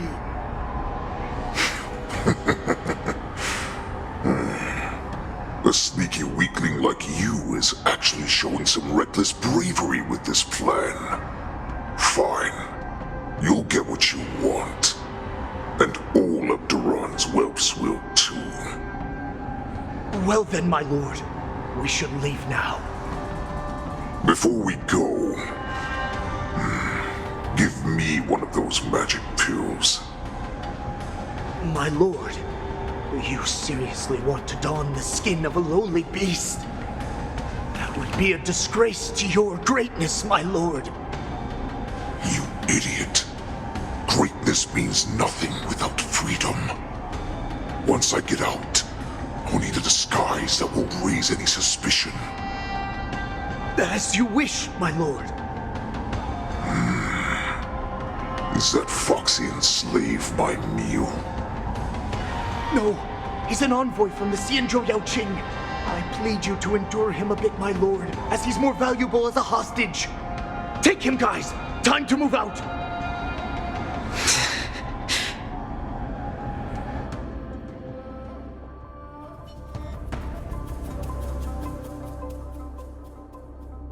Madam Hanya, the wardens in all areas are regrouping. Those Ingenium enemies are wandering around and causing heavy casualties. And to make things worse, those iron wolves broke open the cages and let the criminals out. We've called for backup, but it seems like all communication is jammed. Let's preserve our strength and first take down the isolated prisoners. By decree of the 10 Lords, all prison breakers and intruders shall be apprehended, dead or alive. Just a short time ago, the nether key mechanism was activated. It was probably Madame Shui and the Yaoqing messengers, heading to the bottom of the prison. Given the situation, I'm afraid that area is exactly where our enemies are targeting. We mustn't let that vile beast escape from its cage. We've gathered all the prison guards who can still fight, and we'll split up and secure each floor. Go! Those intruders are quite bold. They must have been planning this for quite a while.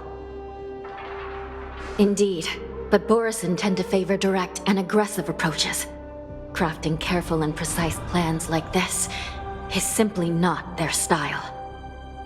Let's focus on the current situation right now. Please help me.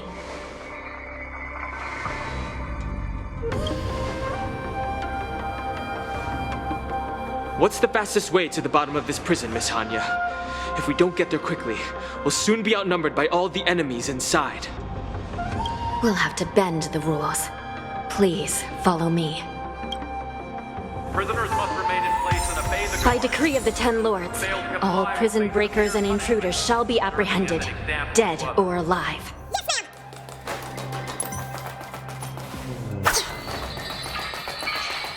Let's wait and see. Hold your position here. Yes, ma'am.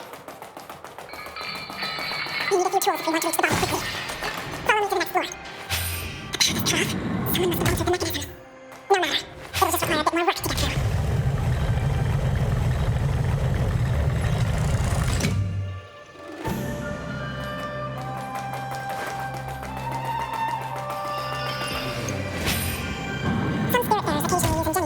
Permission to navigate the treacherous terrain here. Normally, using devices like the shifting screen is strictly forbidden, as they could help prisoners escape. But, given the urgency of the situation, let's just ignore the usual regulations. Another key has been activated. I hope we're not too late. Hang in there, sister.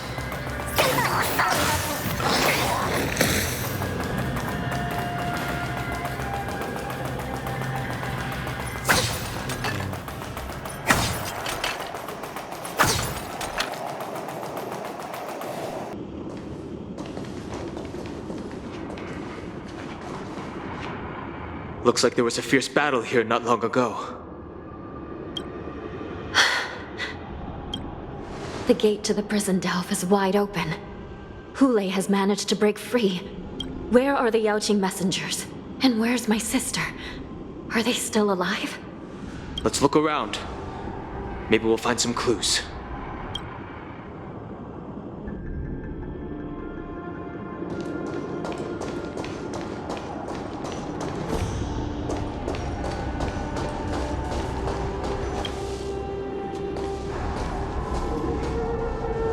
Shui Yi is here.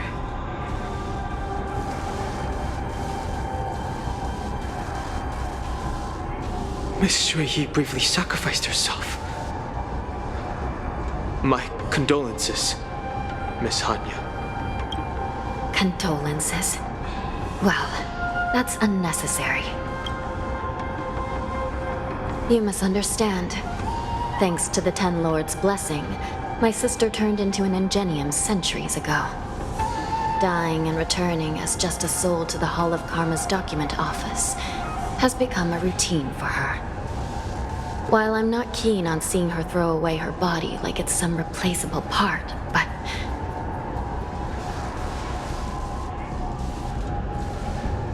By the way, have you seen bodies that might be the Yaoqing messengers?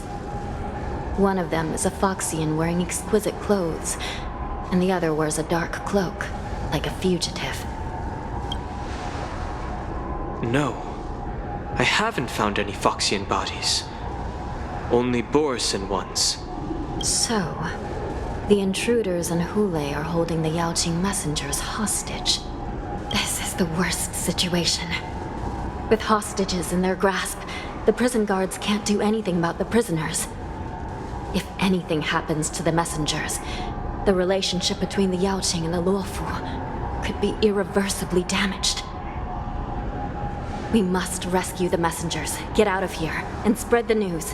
We mustn't give up as long as there's a glimmer of hope.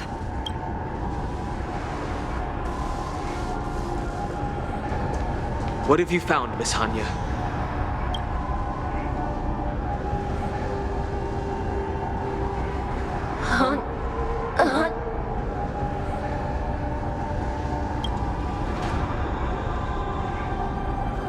Reconstruct. It's my sister. Looks like her soul hasn't returned to the Hall of Karma yet. At such a critical moment, her death can give us information that we can turn into an advantage.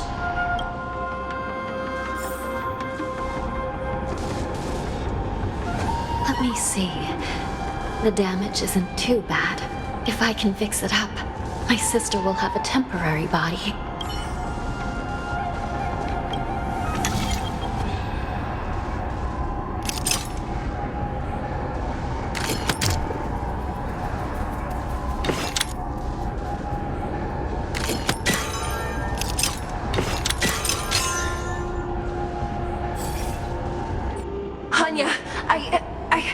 I'm back. Welcome back, sister. I don't know what kind of expression I should have at a time like this. Happy? Tears of joy? Forget it. I'm used to you coming back in all sorts of forms. Just don't let me be damaged again. I'll lose my memories.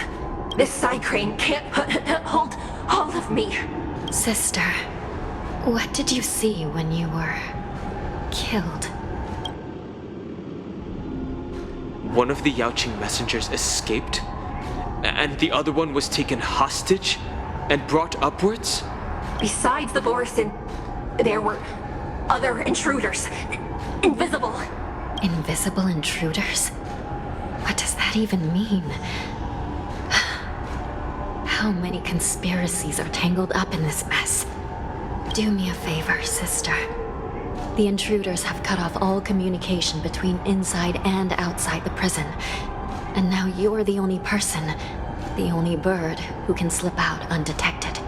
Make sure you deliver the news to the outside world. I understand. Please be careful, sister. You are different from me.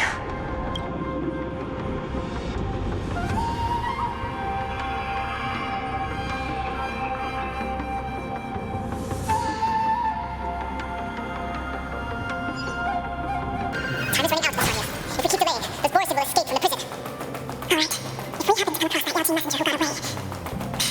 Now, stopping Hulei should probably be the top priority.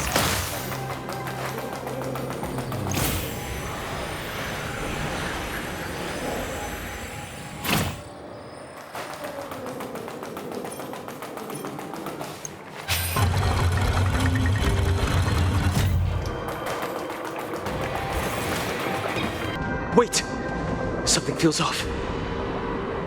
Something's approaching us. The invisible intruders? Watch your back!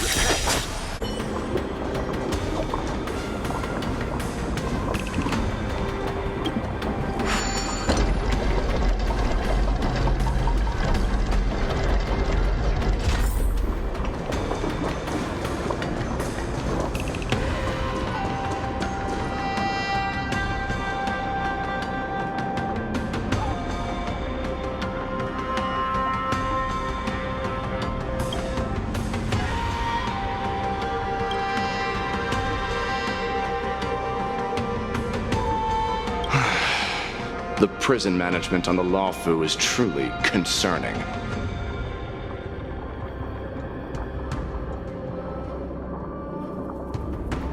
I prefer to be called the Yaoqing messenger who strategically retreated. At least 2 different groups of intruders infiltrated here. The wolf cubs and these Mara-struck soldiers. Their hiding technique, it's pretty similar to the wind mantle technique used by the Vidyadhara serving Kailorum Venti on the Yaoqing. What do you think? Well, never mind if you don't have any clues. Now is not the time to exchange assassination techniques. I'm Waza. My friend fell into the clutches of that wolf. I was planning to escape and report back as quickly as possible. But now it seems... The prison on the Luofu is a real maze, I must admit. Thank you for your help, Mr. Moza.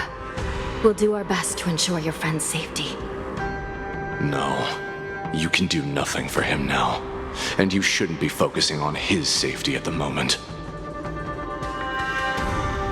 Your friend is in Hulei's clutches and you're just going to leave him behind? Look, I'm the Yaoqing General's guard, not his. I've seen how that giant wolf fights, and there's no way. Trying to save my friend will only get us killed. I don't know how you think, but I won't throw my life away for a lost cause. Listen up. I've been tracking these fugitives, and I know their next move. They're planning to seal off the entire prison to keep the outside world in the dark. The worst-case scenario, we are all killed by that giant wolf, and the shackling prison is sealed off.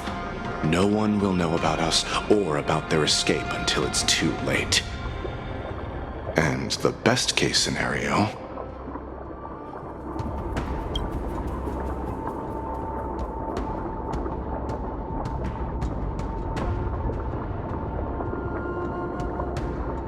The best case scenario would be we seal the gates and trap the enemy inside with us. We can't let that monstrous wolf escape. Hopefully, someone will eventually notice that something is off and come to help. As for whether we'll still be alive by then, it's not something we should think about. You sure have a way of comforting people, Mr. Morza. As a person of the Yaoqing, I've always searched for something meaningful to give my life to. I have to make it out alive. My companions are waiting for me. As a netherworld dweller, I've already died once. Yeah. We won't give up. Not until the very last moment. None of you are part of the Ten Lords Commission, so sacrificing yourselves isn't the right move. As a judge, it's my responsibility to guard this prison, and if someone should step up to stop Hule from escaping, it should be me, not you. Once we reach the gate, I hope you'll help me seal it. After that, I'll do everything I can to fight the Borisin, and you find a safe place to hide and wait for reinforcements. Now, let's proceed upward.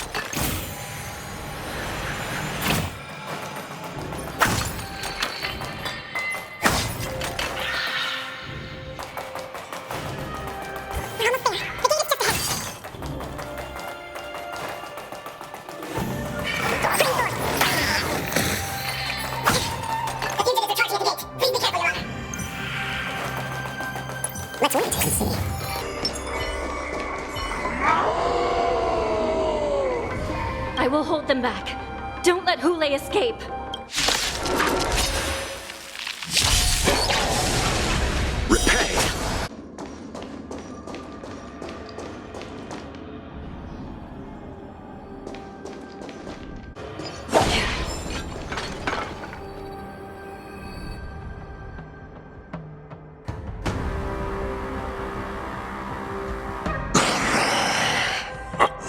This brings back such familiar memories.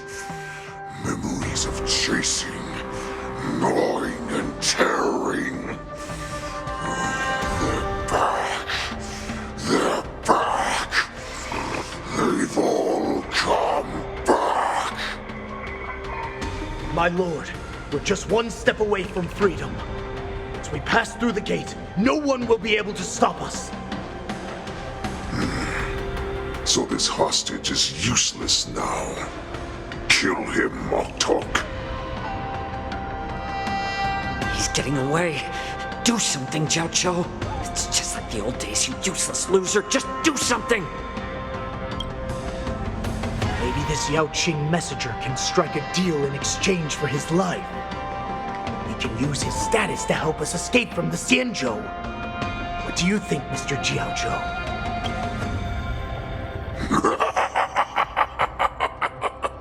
Oh, just look at you. Fallen so low during my absence. You're even negotiating with livestock. As far as I recall, no one from the Yaoqing would ever consider a deal with Duran's offspring. I've got to make this beast stay here, whether it's for the sake of Fei Xiao or the Yaoqing. Deal. I certainly have more value alive. My identity, my knowledge of the Xianzhou, and my understanding of many things that your minions have no knowledge of. They'll all be valuable. Lowly beast. Muster up that pitiful tongue of yours and plead for what remains of your life. Speak up. I'm afraid you're unaware. The woman who defeated you, Jing Yuan, she has recently returned to the Luofu. Your opportunity for revenge is right in front of you. My lord, this slave is talking nonsense. I've never heard anything about this. May I just kill him now? Silence, Moktok. And you, slave. From now on, you'll stay by my side. You'll only speak and move when I allow you to. Otherwise, I'll dismember you from head to tail, inch by inch. Got it? But, my lord... We must stay here for some time, Moktok. Fear not. Because once I step out of the prison, it's the people of the Xianzhou who should tremble in fear. I'll show them what true calamity means. Now, Duran's whelps, follow me!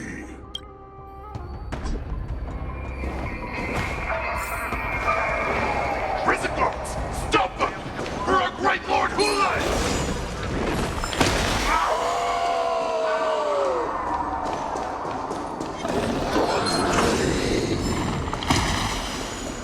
Prisoners must remain in place and obey the guard.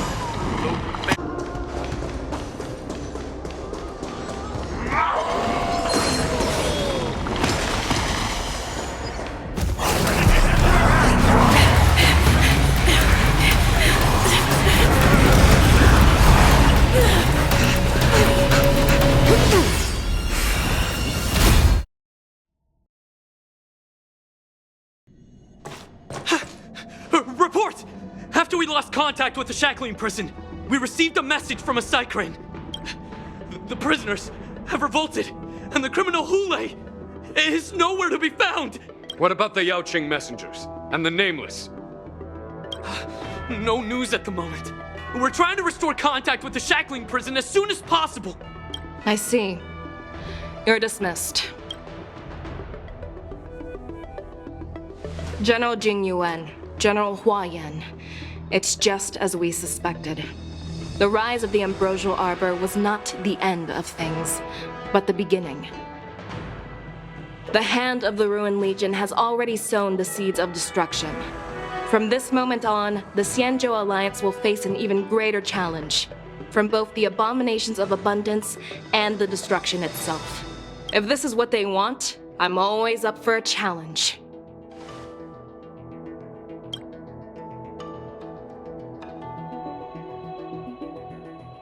As the Marshal Special Envoy, I'll dispatch the Luofu Cloud Knights to pursue Hulai myself. Looks like the hidden dregs have finally come to the surface. And as I said before, it's time to wash them away, once and for all.